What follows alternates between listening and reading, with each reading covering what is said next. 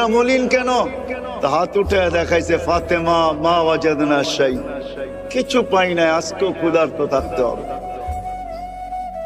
তো ঘরের মানুষটা চিৎকার দিতেছে আলী ওয়াজাদনা শাকারনা লাম নাজিদ সাবারনা, পাবো তো শুকরিয়া আদায় করব, না পাবো তো সবর করব।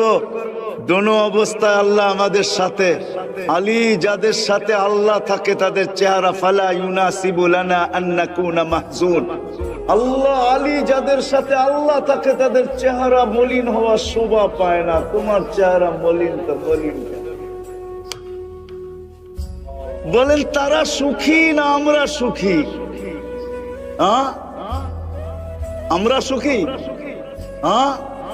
কি আমাদের বাংলাদেশে কোন পরিবার এরকম একটা চিত্র তুলে ধরতে পারবে? আগেরটা শুনেন আরো আজীব লাগবে। বলতেছে আলী হাসবে তো দরজা খুলবো, নাইলে খুলবো না।